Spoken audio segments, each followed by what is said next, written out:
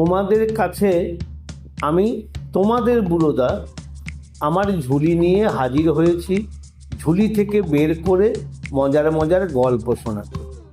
তোমরা ছোটরা অনেকেই গল্প বই পড়তে ভালোবাসো না, কিন্তু কেউ যদি তোমাদেরকে গল্প শোনায় সেটা খুব মজার ব্যাপার না? আমি সেটাই করব ঠিক করেছি। তাহলে আমি ঝুলি খুলি, খুলছি খুলছি, দেখি আজ তোমাদের জন্য কোন গল্প ঝুলি থেকে বেরোয়। আজকের গল্প নালিশবালা বালিকা বিদ্যালয়, লেখক প্রচেত গুপ্ত। শ্রীমতী অঘোরবালা স্মৃতি বালিকা বিদ্যালয়ের বড়দি মুকুলিকা সান্যালের ঘরে জরুরি মিটিং বসেছে। স্কুলের সব দিদিমণি আছেন, তাদের মুখ থমথমে। অঙ্কের কাবেরীদি বড়দিনের ছুটিতে পুরীতে বেড়াতে গিয়েছিলেন।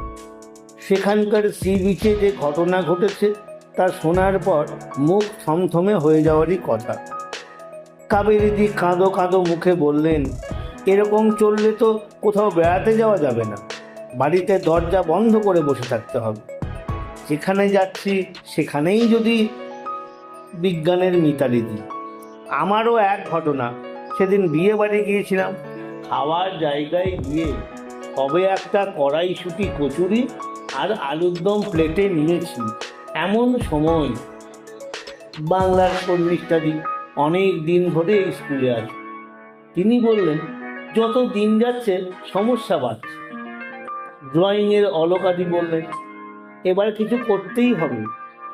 ভূগোলের কুসুমিতাদি বললেন, আর পারা যাচ্ছে না, সবসময় আতঙ্কের মধ্যে থাকে।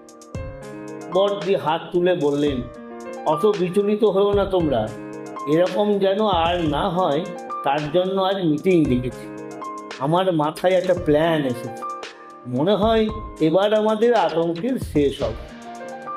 কথাটা সত্যি, শ্রীমতী অঘোরবালা স্মৃতি বালিকা বিদ্যালয়ের দিদিমণিরা সব সময় আতঙ্কের মধ্যে থাকেন। চাপা আতঙ্ক, তারা স্কুলে ঢোকেন ভয়ে ভয়ে, ক্লাসে পড়াতে যান ভয়ে ভয়ে, স্কুল ছুটির পরও ভয় কাটে না।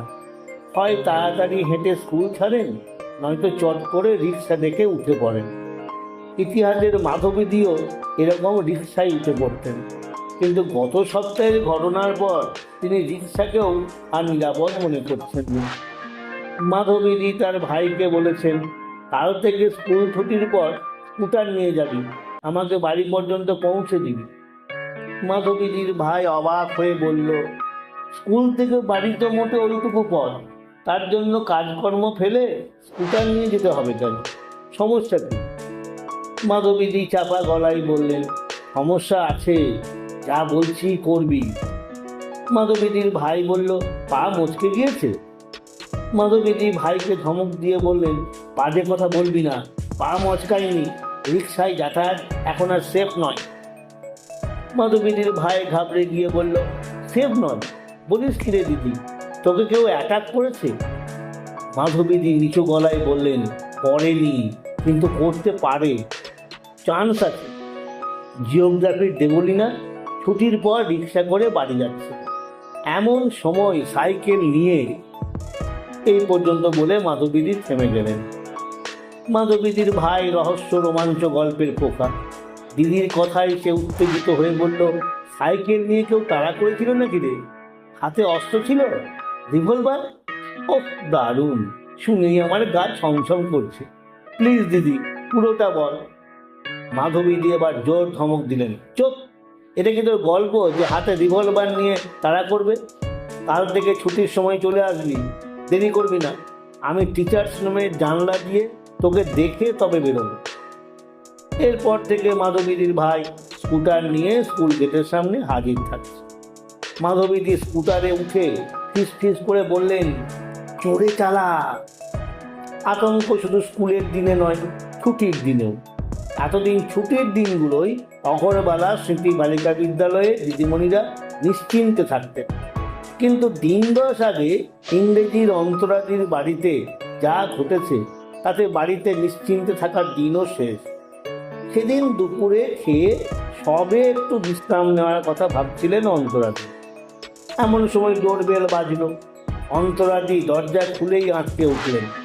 তারপর থেকে ছুটির দিনেও ভয়। যদি যদি কি? শ্রীমতী অঘরবালা স্মৃতি বালিকা বিদ্যালয়ের দিদিমণিদের কিসের এত ভয়? পুরীর সি বিচে কি এমন ঘটলো যার জন্য বড়দিকে আজ জরুরি মিটিং ডাকতে হয়েছে? ইতিহাসের মাধবীদি দীক্ষা করেও বাড়ি যেতে ভয় পান কেন? কি হয়েছিল ভূগোলের দেবলীনাদির? অঙ্কের অন্তরাদি ছুটির দিন দুপুরবেলা বাড়ির দরজা খুলে আঁতকে উঠেছিলেন কিসের ভয়?